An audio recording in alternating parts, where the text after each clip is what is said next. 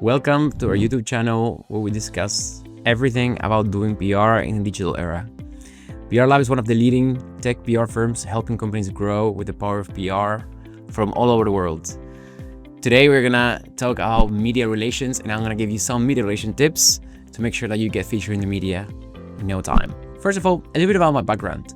I'm the founder of PRLab. My background is in PR. I've been doing PR for 10 years.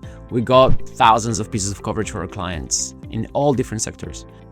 Irrespective of whether you are working in fashion, in lifestyle, tech, whatever it is, there are basic principles that apply to media relations that basically go through every single industry, which means you can apply them to any industry that you're working in.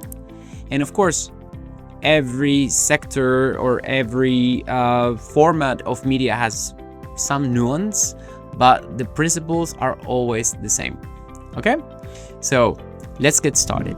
There's one thing that is very, very important to do even before you decide to create content or create a story or create a press release, whatever it is. You always have to research the media outlets that you're going to be targeting. So research is the most important part of preparing your media relations efforts.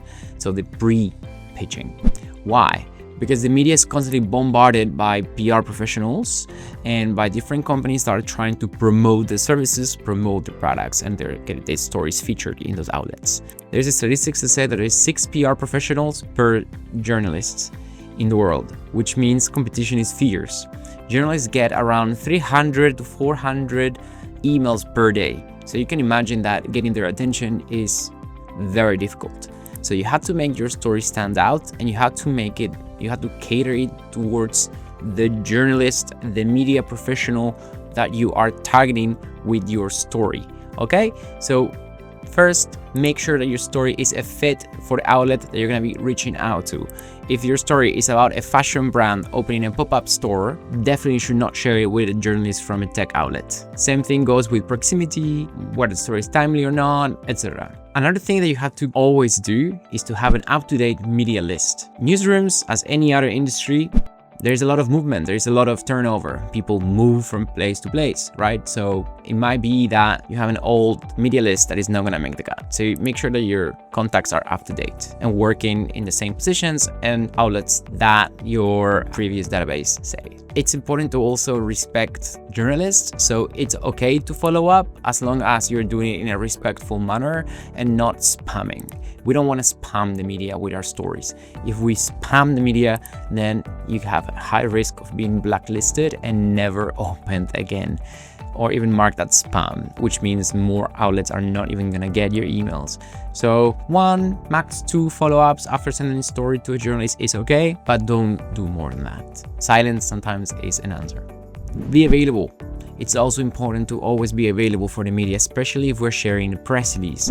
It happens many times that the journalist is interested to try to contact the person and they get nowhere. So it's important to be available for the media and also have maybe a calendar link where the media can easily book a time slot to speak with your spokesperson for an interview. Sometimes there's so much back and forth between the media and the client that they just lose interest. Sometimes it's really, really difficult to set up a time to speak with your spokesperson and the media, especially if they're in different time zones.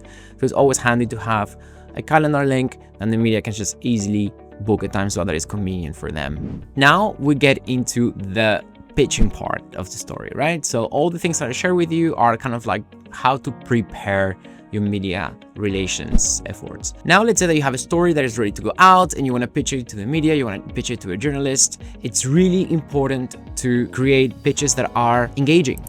Try to not have too much technicism. Don't assume that because a journalist covers a certain field of work that they're gonna be familiar with the jargon. Don't use acronyms, and try to make it engaging story, which means less is more. People don't have time to read very in-depth pieces of content, so the easier it is for the person to read it, get the message, the higher the chances are that they're gonna cover you. And at the same time, follow a structure that is easy to understand and is engaging. For example, the structure I really like to use is catchy headline, scenario/context, problem, solution, and resources. That's an easy one, and it works. When you pitch the media, make sure that you do it also not in a spray and pray approach, but you have your media list that we previously discussed, and that you also personalize your pitches to each editor, each writer, each podcaster, each blogger, whatever it is that you're pitching.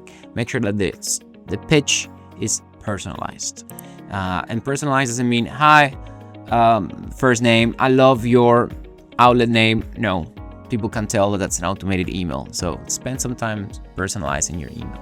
Another way of maximizing the chances of getting coverage is to pitch under embargo and also to pitch exclusively. These are two ways to make sure that your story gets featured in the media, or that a journalist feels that it's more personalized to them, which means less is more. You pick a handful of outlets that you really want to get featured in, you offer the story under embargo exclusively, and afterwards you can do a big distribution in case it didn't land, or whether they picked embargo after the embargo lifts, you can distribute the story to other outlets. After you have distributed story, whereas it's like a one-on-one pitching approach or via a press release, make sure that you always thank the journalist and offer extra stories with them. Try to build a relationship.